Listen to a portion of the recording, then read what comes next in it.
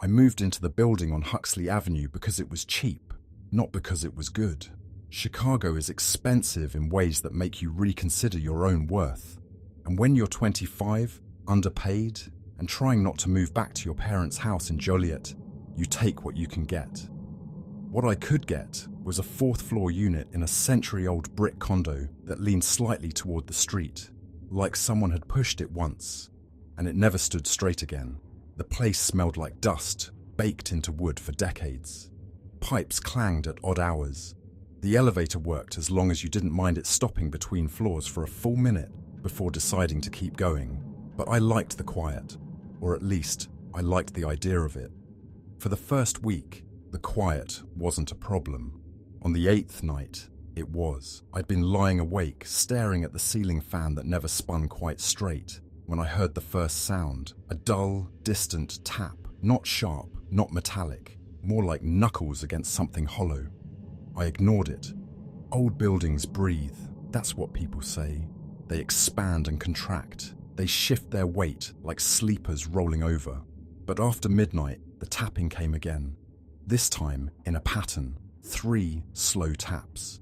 Then silence so complete I felt it in my teeth. I sat up. The sound came from below me, not from the hallway or the floorboards, deeper than that. The building had a basement I'd never been to. Tenants joked about it in passing. "Don't go down there," my neighbor had said on move-in day. "You'll never find the light switch." But this wasn't a joke. This was a call, a rhythm. And then I heard it. A voice. Not loud. Not even a whisper. More like breath shaped into the outline of a word. My name. Not Michael, but the version only I ever used in my own head. Mike spoken the way I spoke it. My body went cold in a way that wasn't shock, but recognition. Like someone repeating a thought you hadn't said aloud. I pushed it away, told myself I was overtired. Insomnia does strange things. I lay back down, covered my head with the pillow, pretended nothing had happened. But the worst part wasn't the voice. It was the fact that a part of me, small, instinctive, buried deep, knew it wasn't the first time I'd heard it, just the first time I'd noticed. The next night came with rain, the kind that smears the city into wet streaks and puts a film over streetlights. I tried to outrun whatever had happened by staying out late. Coffee shop, bookstore, long walk, anything except going home. By the time I made it back, my clothes were damp and my fingers numb. At 2:12 a.m., the tapping started again. Same rhythm, same persistence, like someone patient, not desperate. I grabbed my phone and hit record. I didn't even know why. Maybe I wanted proof I wasn't losing my mind. Maybe I wanted to prove that I was. "Go on," I whispered to the dark. "Do it again." It did. 3 taps, pause, and then the voice, my voice, floating up through the vent near the floorboards. "Mike." The breath behind it was wrong, too slow, too heavy, as if the lungs producing it didn't work like they used to. I hit stop on the recording. Then I hit play. Nothing. Just static from the air conditioner. I recorded again. This time, while the whisper said my name a second time, played it back. Silence. I sat on the edge of the bed, shaking. I couldn't tell if the fear was from the voice itself or the fact that the phone refused to acknowledge it existed. Around noon the next day, I knocked on the door of Mrs. Dawkins, the oldest resident in the building. She'd lived there 31 years and looked like she'd dissect every word you told her before deciding whether to believe it. "Basement making noise," she repeated, squinting at me through the crack in her door. "Yeah, at night. Like someone's down there." She smiled tightly. Sympathy, not amusement. Nobody uses that basement anymore. Not since the flooding in '09. "So, it's locked. Wasn't worth fixing," she said. "The landlord sealed most of it. Only the laundry room is accessible now. Everything else is shut." I didn't believe her, because the voice last night hadn't sounded sealed away. It had sounded close. That evening, when I came home, Someone had slipped a note under my door, plain white paper, ink smudged, no handwriting I recognized. It read, "Don't answer him." My stomach knotted so sharply I had to sit down. No signature, no explanation, no second page, just that warning or promise. I didn't sleep. At 3:08 a.m., something tapped the vent again, 3 times. Then my own voice whispered from below, "Mike, open the door." I didn't have a door that led to the basement, but somehow I knew which one it meant. And that was worse than any sound I'd heard. By the 4th night, dread had become routine. I moved through the hours waiting for something to happen. The city kept going, people commuting, arguing, buying groceries. But the world inside my apartment had slowed into something dense and heavy. At 1:47 a.m., after hours of pretending I wasn't listening, I picked up my phone and turned on the recorder again. If the microphone refused to hear what I heard, maybe I needed to force the truth out of the dark. The tapping came sooner this time. Almost eager, I whispered into the phone, "Who are you?" Silence, a shifting breath, then my name again, but stretched, pulled thin like warm taffy. "Meek!" Cold sweat rolled down my spine. I took the flashlight from my drawer and went to the hallway outside my unit. The basement door was next to the stairwell, a heavy metal thing with a deadbolt the landlord claimed no one had a key to. But tonight it stood slightly open, as if someone had forgotten to pull it shut, or as if something had come out and hadn't fully closed it behind itself. My body made the decision before my mind had a chance to argue. I went in. The door closed behind me on its own weight. The stairwell was freezing, far colder than the rest of the building. The flashlight beam cut a narrow path through dust and suspended particles, like the air itself had gone stale. Halfway down, something moved in the dark. A soft scrape, a shift of weight. I froze. The breath that followed was unmistakable, a match of my own. Same rhythm, same slight catch after exhaling "Mike," it said, but not through a mouth built for speaking. More like someone imitating language from memory. I forced myself to step down 1 stair, 2. My light trembled over the concrete floor at the bottom. And then I saw it. A shadow across the far wall. Not its shape. Its timing, it lagged half a second behind me. I lifted my arm slightly. The shadow lifted after a pause, like a delayed echo. My heart slammed against my ribs. I didn't run.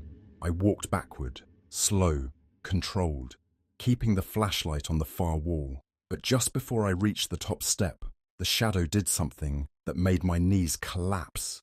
It stepped toward me while I did not move at all. I scrambled up the stairs, slammed the basement door, and leaned against it, shaking so violently my teeth ached. When I played the recording back in my apartment, I expected to hear nothing. Instead, I heard footsteps, behind me, descending, while the app was still running in my pocket.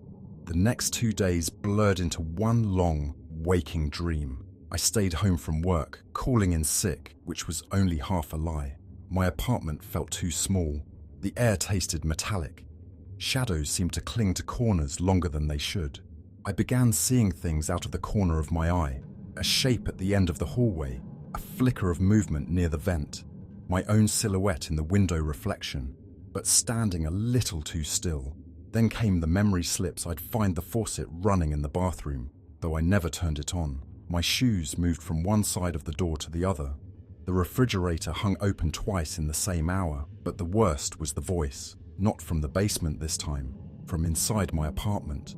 Mike, soft, accurate, but older, tired, worn down by years in darkness. One night, I accidentally recorded myself sleeping. When I woke and listened, I heard nothing at first, just the low hum of the building.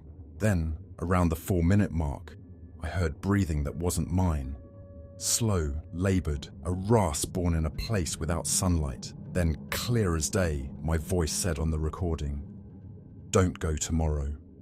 I listened again and again.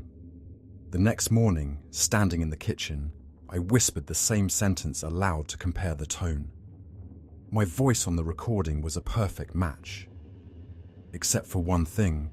The recorded voice ended with a faint, wet crackle, like lungs filling with something they couldn't hold anymore.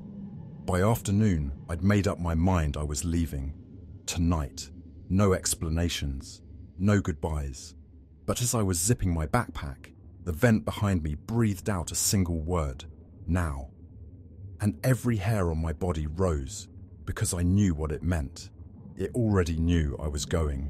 I didn't pack much, just the essentials: wallet, phone charger, the clothes already on my back. The hallway outside my door seemed stretched, like perspective in a nightmare. Long and dim, with flickering bulbs that hummed louder than usual. I called a taxi.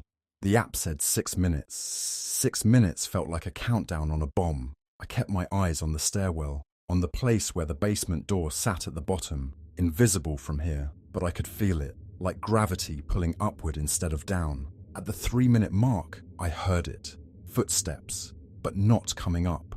Already halfway, my own breathing stuttered, because the steps didn't sound desperate or hurried. They sounded familiar, measured.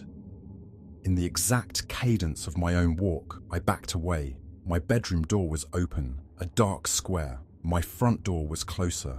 The hallway lights dimmed for a second. Then, a figure appeared at the bottom of the stairwell. I didn't see its face, just its outline.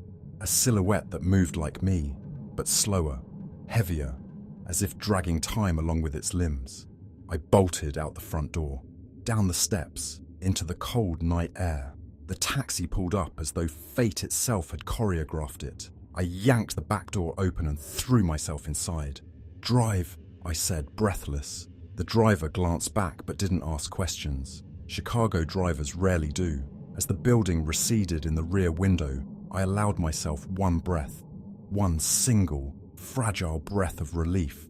And that's when everything inside me dropped, because the reflection in the glass didn't look panicked, or shaken, or alive with adrenaline.